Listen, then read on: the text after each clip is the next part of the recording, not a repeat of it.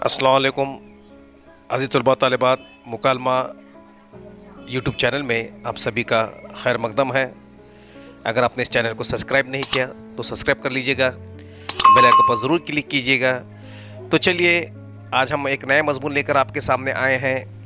मेरी पसंदीदा शख्सियत माँ। मेरी पसंदीदा शख्सियत मेरी माँ है। माँ जिसके कदमों तले जन्नत है, माँ जिसकी मुस्कान फूलों से ज़्यादा दिल को लुभाती है, माँ जिसमें शबनम से ज़्यादा ठंडक है और जिसकी प्यार की गर्मी से ज़िंदगी की मुश्किलात की ज़ंजीरें पिघल जाती हैं। दुनिया के तमाम इंसानों की तरह मुझे भी मेरी माँ सबसे ज़्यादा प्यारी है। इसके एहसासात, इसकी मोहब्बत, इसके ईसार का जवाब दुनिया में कहाँ मिलेगा।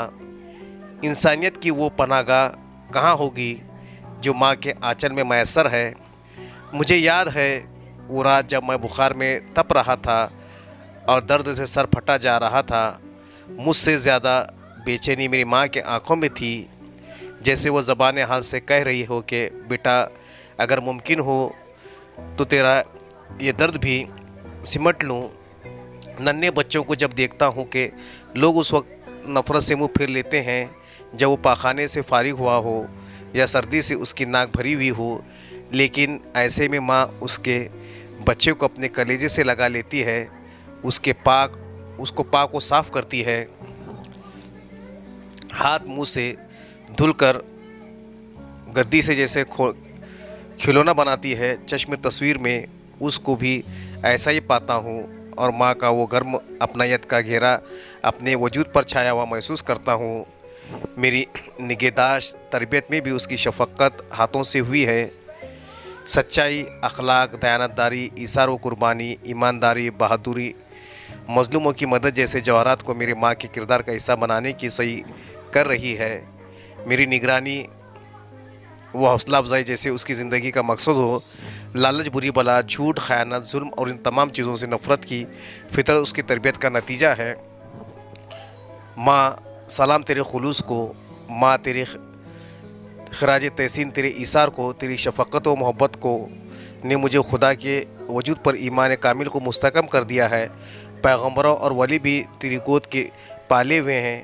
काश खुदा वो दिन कभी ना लाए जब तू नाराज़ हो, क्योंकि तेरे और वालिद की खुशनुदी ही मेरे लिए खुदा की खुशनुदी पोशीदा है। चलिए दूसरा मज़मून देखते हैं, दरख्त हमारे मुहाफ़िज़। क्योंकि एक ही वीडियो में हम ज़्यादा मवाद देने की कोशिश कर रहे हैं। कुदरत ने इंसान को जहानत की नेमत बख्श दी और उसी की बदौलत उसने अशरफुल मखलूक़ात का ताज अपने सर पर सजाया। अपने ज़ीरू और ज़ीरू पर उसने फ़ौक़ियत हासिल कर ली।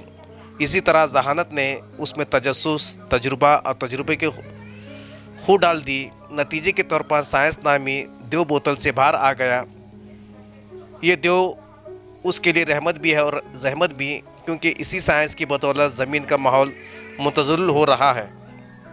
आगे देखिए, माहौल को मुतवाज़न रखने के लिए कुदरत ने पेड़, पौधे और दरख्त उगाए हैं जो कुर्रे हवा में मुज़िर और फासिद गैस को जज़्ब करके ज़ीरू को इस ज़मीन पर रहने लायक सेहत बख्श माहौल को मुतवाज़न रखते हैं।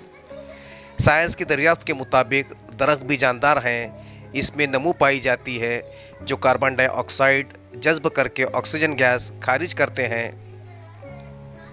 अगर दरख्त न हो या उनकी मिकदार कम हो जाए तो कार्बन डाइऑक्साइड और कार्बन मोनोऑक्साइड का तनासुब कुर्रे हवा में बढ़ जाएगा, ऑक्सीजन का तनासुब घट जाएगा। इसलिए कुर्रे अर्ज़ पर ज़िंदगी नित नए मसाइल से दूचार होगी। तरह तरह के लाइलाज अमराज का गलबा हो जाएगा। इसीलिए दरख्तों को हम एक मुहाफ़िज़ कहते हैं। जिस रफ्तार से मोटर गाड़ियाँ, फैक्ट्रियाँ, एटमी तजुर्बात और बीड़ी सिगरेट जैसी नशीली अशिया का इजाफ़ा हो रहा है, इसी मुनासिबत से हमें दरख्त उगाने की तरफ तवज्जो देनी होगी, वरना ये धरती आने वाली नस्ल के लिए एक जहरीला मादा बनकर रह जाएगी। पौधे व दरख्त हमारे इस नुक्ते नज़र से भी मुहाफ़िज़ हैं कि उनमें हमें सब्ज़ियाँ और फल मिलते हैं, उनसे आब हवा का तवाज़ुन कायम रहता है। इसके अलावा दरख्त व पेड़ पौधे इस तरह भी हमारे मुहाफ़िज़ हैं कि उनकी जड़ी बूटियाँ और दीगर जंगलाती दौलत भी हासिल होती है। गर्ज दरख्त कुदरत का एक एहसान है, इंसानों के लिए हमें उसकी हिफाजत करनी चाहिए, दरख्त उगाना चाहिए, उनकी निगहदाश्त व निगरानी अपनी औलाद की तरह करना चाहिए, वरना ये ज़मीन हमारे लिए आने वाली नस्लों के लिए एक जहरीला कुर्रा बनकर रह जाएगी।